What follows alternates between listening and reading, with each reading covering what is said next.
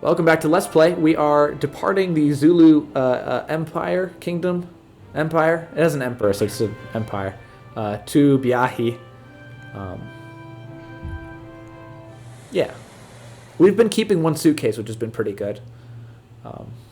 Yeah, I imagine it's a pain in the ass to have to get rid of a bunch of suitcases. Yeah, sometimes. It was only a few hours' journey from Ulundi to Biahi, but I was unsettled by the thought that Emperor Katsuayo could...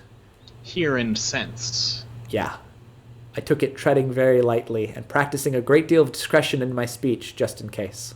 Yeah. Attend to Fog. We need to boost... Fog is dying and he might not survive the South Pole. Little automata lizards and polecats roamed the decks, proving an utter plague to Monsieur Fogg. Polecats? Polecats took great pleasure in shredding my master's papers with their ivory claws and shed their beads into his lap. I think perhaps Emperor Setsuayo is enacting a petty revenge via his intermediaries, Passepartout. Monsieur Fogg commented. I hope he is not petty. Does he lend them his intellect, do you think? Or I said nothing, I was too busy taking one of the creatures apart. I don't know. What do you think? I think, does he lend them his intellect, do you think? Yes. I think that balances, he could be listening and Fogg is listening. Or do they think for themselves? My master looked surprised at my question. I do not know which would be more disquieting. In that we were in agreement, we tethered at the port of Biahi in good time, guided by the mind of an emperor and favorable winds.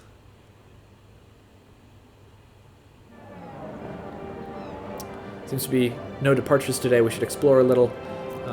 Can of engine oil.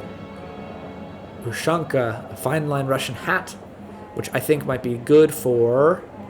Yes. South Pole. An elastic wallet. I don't think we'll need this in the south. Do we need the African airships anymore? No. Okay. Sold. So let's go. We wanted to go to the bank, right? First. We're running low on funds. Yeah. Let's check out the bank. It's a place of stone and shimmering marble floors with beautiful windows, fountains, and plants. Withdrawal, you may have to wait a day or two. $1,000 tomorrow sounds good. Mm-hmm. I agree. To communicate with London first, of course, he apologized. I should have a reply tomorrow. It seems, Monsieur Fogg remarked as we left, we have some time to dispose of. Okay. Explore. New route, not where we wanted it. It's the kingdom of Basuto's only port city before the establishment of the Zulu Federation. It had been British town of Port Elizabeth. It had been thoroughly reconquered. Yeah. This does seem I'll say a little further decolonized than I was expecting. Mm-hmm. Sutu women in brightly woven blanket dresses and warriors in traditional clothing strode the gaslit streets. I roamed the town and found a likely-looking tavern, but it was shut for the afternoon. Come back after dark if you fancy a mug, sailor remarked. It's a good enough place. Lots of captains drink here. We should go where the sailors are. Yes. Thank you, I shall. As you like, sir. The man tipped his hat to me and walked away with the rolling gait of a sailor. So we'll go to our hotel, pass the night here. Sailors, traders, and foreigners all roiled among the seafront, but the same gossip was on all lips. The sea monster had been spotted off Algoa Bay, and the Tokoloho was going to give chase. The sea monster, I asked. I would like to investigate a sea monster. Especially if it's in the water, where it's hopefully south. Eagerly. Yeah. Keen to hear such tales of adventure, and, my friends, what a tale. Monsieur Matamo, the local tavern keeper, was only too eager to explain. The last 3 months, a vast, monstrous creature has stalked the coast. It devours trade ships and military ships all alike. Its hunger is not stalked by blood or ivory. Is it likely to be pirates, or have you seen it yourself? Is it likely to be pirates? I like pirates. I shrugged, unwilling to credit such a fanciful tale. I know pirates, my lad. I was a pirate for some years in my unfortunate youth. Monsieur Matomo smiled at me grimly. Even the worst of times, it's not as bloodthirsty as the monster. One of the younger sailors, a green-eyed, dark-skinned Griqua boy, shuddered into his mug. I made contact with him. I made eye contact with him, or he looked drunk to me. I think eye contact. Yes. We want to know more about this. The Basias are crazy for hunting the monster, he muttered with a glance towards a primly dressed couple at a table by themselves. I caught eye at the laughing-eyed man or the smirking woman. Smirking woman. Oops. My drift denied me. Who waved me over and pulled up a chair. I am Tabiso Basai, and this is my wife, Ntatisi. Tatisi, yeah. He gave me a sensing look. Do you wish to hunt monsters? Is that an offer? Is that an offer? I raised one eyebrow. They looked at each other for a moment. He will do, Ntatisi said to her husband at length. Thabiso nodded and turned to me. We're taking our submersible to Saint Denis Arignon, and along the way we will hunt the monster that lurks beneath the waves. He gave me a wild grin. We are in need of crew if you're up for the challenge. My master does not work. How long does the journey take? Let's just assume Fogg would be down for it. Yeah, how long does the journey take? I asked practically. Oh, a willing worker, I see. The woman laughed. 4 days. Depending on what we find, we will be at the docks. You cannot miss us. I returned to my perch beside him, or as the couple left the bar. I followed their example and returned to Monsieur Fogg. Oh, good, they've strengthened. Are you a submersible, you say? Monsieur Fogg turned sharply. How very intriguing. I admit I was rather discomforted by his calculating expression and spent an uncomfortable night full of dreams of black water and serrated teeth. Hey, Diego, do we know for sure that you can actually get to the South Pole in this game? That's a great question. But I want to try, goddammit. Yeah, I'm just saying, I feel like we would find it, you know? Yeah. Hit the bank. We have to wait until time passes. Can you open it and just have time advance? I think we're good. Yeah. Here, time goes quicker when we're in the market. So I'm just going to let this sort of scroll on by. Should I look on the wiki? Yeah, sure. Go ahead. Do you think people are screaming at us? They might be screaming at us. Is the South Pole Antarctica? Yeah. What? Okay, so you heard that? Why did you say it's the South Pole Antarctica? Oh, because I want to make sure... That is the correct continent, yes. Yeah. Because it might be under Antarctica on the south, on the wiki. We returned to the bank at opening time to collect our funds, and we were ready to proceed once more.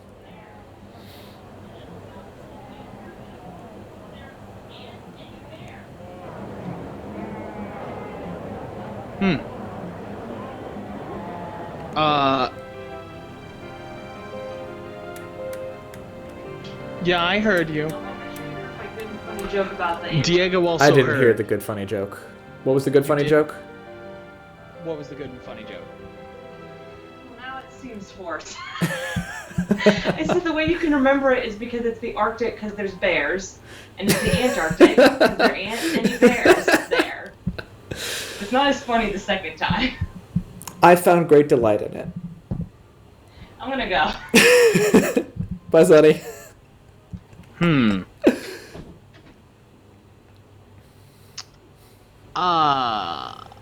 Hey, Diego. Yeah. I don't think we can go to the South Pole. Is there at least Antarctic travel? No. You want to hunt a sea monster and then maybe call it? Let's hunt a sea monster. That's amazing. I'm so glad. That's so funny. Okay. That we also didn't think to I went through the North Pole. I just kind of figured. We probably should have thought about this. Yeah, maybe. Passing through the South Pole. It's very exciting. Now, do you know that this is possible? I like how it says that he spun a finger in the air, but it doesn't say what direction he spun it, so our strategy can still be possible. Absolutely. Is it? I was caught up by the spirit of adventure. I feel like 80 days, right? You know, we didn't know if it was possible, And we've found ourselves adventure nonetheless. We found Basillas by the dock. They shook Monsieur Fogg's hand, each in turn. "Well, gentlemen," said Madame Basset, "are you ready to find a monster?" I rubbed my hands. Oh, yeah! Oh, it deteriorated. Let's see what we will see. We clambered across the roof of the submersible and then climbed into its wooden belly. Fogg's a fucking narc. Passepartout, good day. What do you know about Saint Denis? We can go all the way to Brisbane. We might go around the world. Oh. What about Brisbane? Just says I have to go. It doesn't want to know anything about. I should go. Brisbane. Tokoloho was a sleek submersible made of treated wood and jointed with iron. It was powered by peroxide propulsion and steam. Besides assured me that the chemical process would release plenty of oxygen so we would not suffocate underwater. But we may still be eaten. It is very cozy, is it not? I think that cozy. Sounds great. I said uneasily, thinking of the closeness of the hull and the enormous pressure of water we would be under as it descended. Monsieur Fogg cast me a cutting look. "This is hardly the time for such childish misgivings, Passepartout," he said firmly. "This is a marvel of engineering." I was surprised to hear his praise. My master was not usually given to such effusive commentary. No doubt he found the submersible's design pleasingly efficient. A dull alarm signaled that we were about to submerge. Let's get to your post. Actually, let's make sure... Well, whatever. To bed. And left Monsieur Fogg to valet himself. Taking deep, even breaths, I tried not to think of the mass of dark water surrounding the...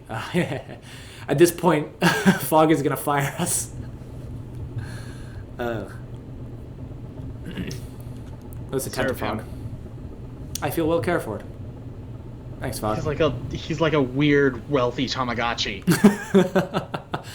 Monsieur Tabiso revealed himself to be not only a marine biologist of some renown, but also the ship's cook. I'm a man of many talents,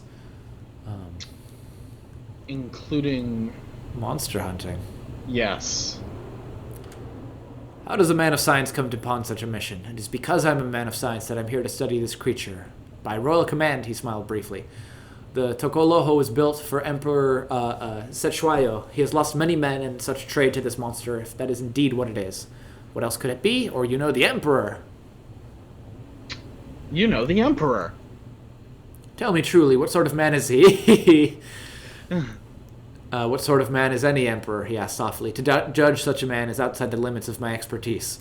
With that, he lapsed into silence and did not speak again for the length of our meal. He has achieved royalty, as they would say in Kill 6 Billion Demons. If we just go back to Britain, does that count as going around the world? After my initial apprehensions had worn away, I found traveling the Tokoloho more congenial than the steamship. Yes. Despite the trembling and groaning of the hull, the submersible was surprisingly steady in the water, navigating currents slowly and smoothly. No doubt, it also reflected the captain's skill. Halfway there, and no sign of the beast. Are you disappointed, or I hope our luck preserves? Are you disappointed? I would think not. Surely you would conduct your examination with speed. Captain Natisi smiled at us. If we do not find the beast in time, then we will simply keep hunting. Her smile brightened as she caught her husband's eye. But I am not adverse to a quiet journey this time. Cool. Attend to Fogg. Yeah, okay, Fogg is actually on the rise. Yeah.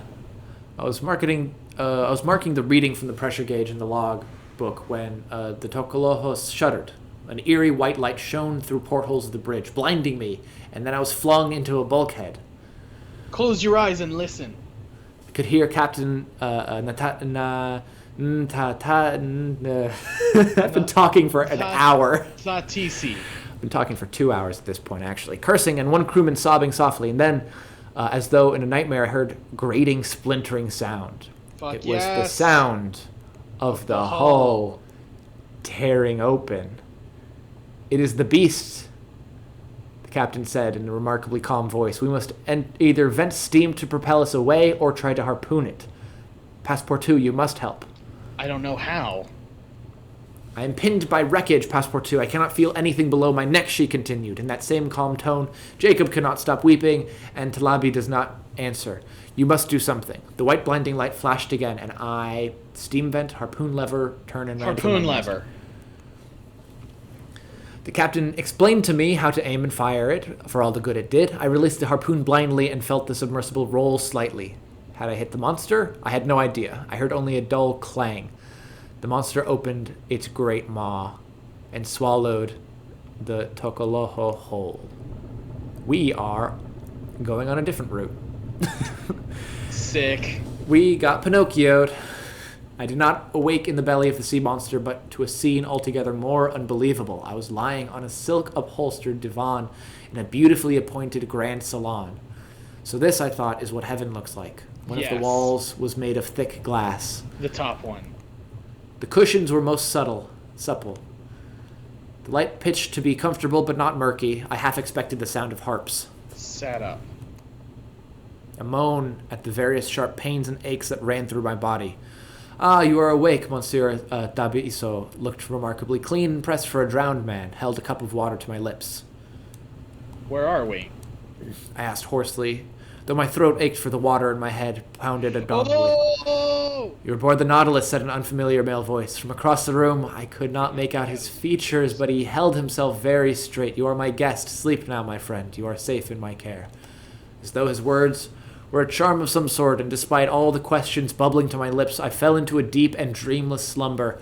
That was no surprise, for no dream could match the strangeness of my adventure under the sea. I went to a conference one time with it was a design conference, and the topic that somebody brought to hand was the topic of things like Apple, sure, things like Tesla, sure, but even all the way back to the century and the one before that, the one that this is set in, folks like Jules Verne himself, how science fiction and especially world exhibitions are things which colonized the future itself. Yeah. And I'm feeling that here because, it's legit hype to run into the Nautilus in a way that, I can't feel for something that is, of a different culture, that is, being eaten by, the first submersible that we were in, made by, Africans. Yeah. Because there's such, cultural cachet, cultural connection. And so it is in part the job of works like this and works of lots of things then to in part untangle that by building the new things to be hype about in the future, right? Yeah. Colonizing the future is also that fucking end of history shit. You know what I mean? Mm-hmm. I was properly introduced to Captain Nemo in the Grand Salon after I'd bathed and shaved. It was a cozy scene. Monsieur Fogg was quietly pursuing one of the many tomes in his extensive library. Nemo and Monsieur Tabiso were debating some scientific principle with obvious enjoyment. Captain Nemo turned to us. "I'm sorry for our unpleasant meeting," he said with every sign of sincerity. "I hope it will not prejudice you too greatly." Oh shit, why did you attack us? "You were hunting the Nautilus. I had to defend myself," he explained shortly. "The Nautilus is a haven beyond the reach of any of the inquisitous governments of the land. Here, 30 feet. It's powder heaven. We are on the Militaire Sans Frontières base. We're on the Diamond Dog base. We're in the Seychelles." I had a bit of a... This is a bit of a diversion. I read 20,000 Leagues Under the Sea when I was very young.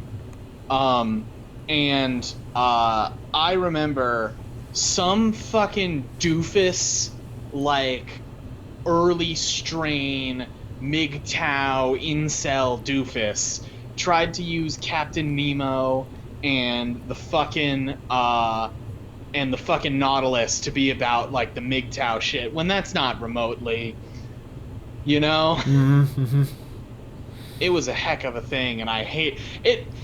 I knew the guy was full of shit because he was reading an overlong. He was doing a huge reading of 20,000 Leagues Under the Sea, but you could tell he hadn't actually selected it very precisely, because then he says, "Now, fellas, listen here. This is where it gets important." As if, why were you fucking telling us the rest of the quote, you dipshit? Yeah. God. That's what makes me very happy that one of the things that was focused on in my literary analysis education was close reading, scene analyses, things of that nature. Yeah. Why did you rescue us? I'm not a monster, though you may think me so. I do not relish death. I only wish to preserve my freedom. Captain Nemo looked at each of one of us in the eyes regally, his expression resigned. That is the reason, friend, that you may never leave the Nautilus. I cannot let you go. I will offer you instead a new life under the ocean waves. I hope you can accept that. With Jesus that, Christ, this is actually the MSF. he swept away, leaving us to gape at each other in shock. Did you ever read 20,000 Leagues Under the Sea? No. Okay, so that is what happens. Choice. Yeah. Captain Nemo left us to our own devices today, perhaps sensing that we needed time to absorb the import of his words. I need to know about Monsieur Fogg for once having a personality. This is, he said softly, a circumstance I failed to anticipate.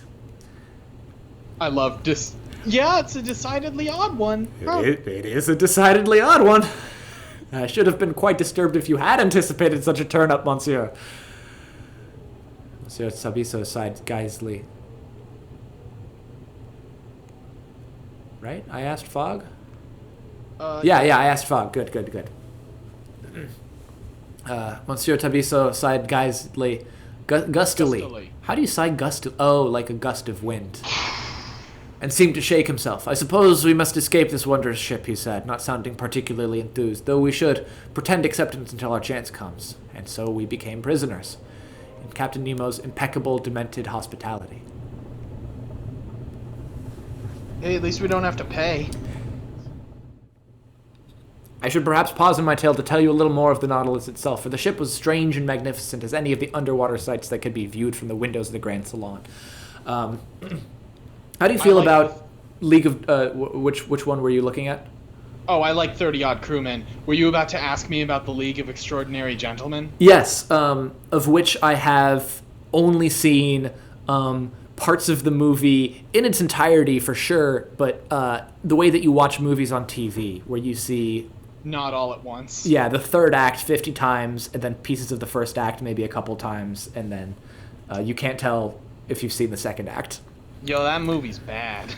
Yeah, but how do you feel about things like that, and the comics by extension of trying to do things like making Captain Nemo? In that one, I think he's Turkish, right? Well, Captain Nemo is like Captain Nemo is brown in the original. Okay, I didn't know that.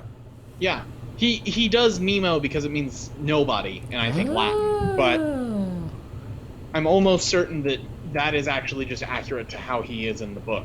Alrighty. I'm actually looking him up on Wikipedia right now. Yeah, he's East Indian. Alrighty. That tracks. Prince Dakar. So yeah, he's the son of an East Indian Raja. Dope.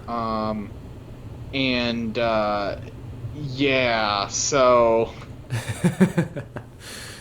There were 30-odd crewmen, all of whom seemed fiercely devoted to their strange captain. They expressed no wish to ever set foot on land again, but seemed content in the way of men who had little hopes left in them. I want to know how the engines were powered. I do not know, for the ship ran cool and silent, and Captain Nemo refused to reveal anything on the subject. It was 20 times the size of a Tokoloho. So what part of it were you going to ask me about with... was it just that they made him... Like a yeah, just like taking those kinds of like classical figures, and because if the future is colonized, if we get hype about the Nautilus, is one way to change then our perception of the Nautilus from a French told Jules Verne tale to something else. Well, maybe. I mean, I mean, it might also just be refusing to let people whitewash that shit, too. In Yeah. the case of... I mean, like, this is also kind of a sticky subject because it is a white French dude writing about an Indian guy who's like a super cool badass that is like on a one-man crusade against the British Army with his like loyal crew of red shirts, you know? Yeah, it's Like, it's your what if Stan Lee's writing Black Panther. I was gonna say like Vic Boss too. Oh yeah. Play Metal Gear Solid Peace Walker or watch Chip Cheesum's playthrough of that game.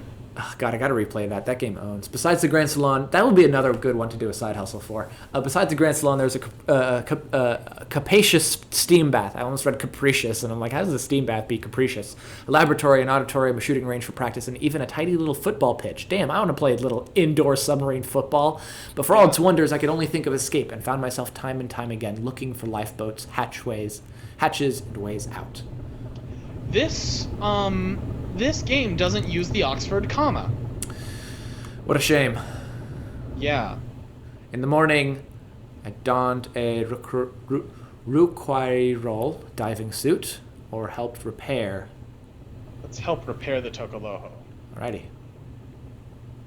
With Ntatisi. Tatisi, I think is what it is. Yeah. Nemo seemed pleased to see us engaged in a task and not wallowing in self-pity over our captivity. This will be our way out, Passepartout, she whispered to me. Now, the Tokoloho is injured, but she will swim, and we will swim away with her. You think it possible? Stay strong, Passepartout. Do not let the weight of water on our shoulders push you down. What a good line. What dispiriting words. I could scarcely bring myself to join in others' conversation at our late lunch. My heart was too full, and I felt my tongue would betray me. Yeah. Holy shit. I like how it's showing us the Nautilus going back up and down below the water. One of the crewmen had donned a diving suit and was polishing the outside of the windows in the Grand Salon when a vast purple-black tentacle reached out from the murk and snatched him away. The ship erupted into action. Alarms sounded. Everything changed. What was that? Seems more in character than us screaming. We've been pretty cool up until this point. I demanded, chilled to the core. I thought the Nautilus was a sea monster. I like that line. But the vast creature that now turned to wrap its tentacles around the ship was something out of a madman's nightmare. Ntatisi was icy calm. Nailed it. This is our chance, she hissed. Passepartout, you must steal the navigational logs from the bridge and meet us at the Tokoloho in the cargo bay. Yes, Captain, or why do we need them? Why do we need them? Why do we need them? We have no idea where we are, you fool, she all but shouted. The bridge was an exposed section of the ship, or I gulped, turned. Do it. I gulped. And ran to the bridge, leaving my master with instructions to gather our baggage from the cabin. Captain Nemo was giving orders to his crewmen with calm fury. They were responding quickly, and in other circumstances I would have admired his grit. Bold! I demanded the logs boldly, deciding that a stealthy pilfering of them was all but impossible in the crowded bridge. Ah, Passepartout, he said repressively. So you will use the deaths of my crew to make your escape, rather than help me prevent further casualties? How very practical of you. I felt a hot flush of shame at his words. This is tough. I think he is due, at the very least, an apology. And apologize to him. It is a dirty business, but I must have the logs, Captain Nemo. And why should I give them to you? Sword fight him? we might. He demanded as the Nautilus heaved and shuddered in the distance. I heard a scream which was abruptly silenced, and the hiss of iron splintering. We value our freedom as you do yours, because you would do the same in my position. Please, I begged, so others will find the Nautilus. Ooh. I don't want to do that one, because that sounds like a threat. Yeah. I think... We value our freedom as you do yours is extremely good. I think so, too. Because that also kind of implies that his secret is safe with us. Yeah. Let us have it, with honor. Yes, honor is important. I fought to keep it, and I don't mean to lose it now. He nodded decisively, and in that moment, mon Dieu! I rather liked him. Captain Nemo tossed me the navigational logs and dismissed me from his attention. I ran every step to the forward cargo bay. Monsieur Tabiso pulled me aboard the Tokoloho and sealed the hatch behind me. Tatisi opened the cargo bay and launched the limping submersible into the open ocean. We had escaped. And with that, I think we should pause this journey for now. Yeah. Maybe we'll come back to it in a bit.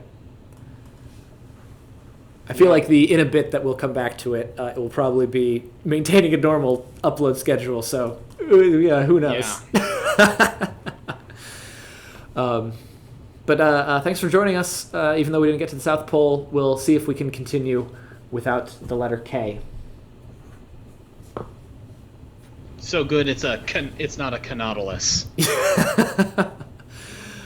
Shame about the ship we're on, though. Yeah. Not our choice. Not our choice. Not our choice. Not our choice. Well, have a good one. Goodbye.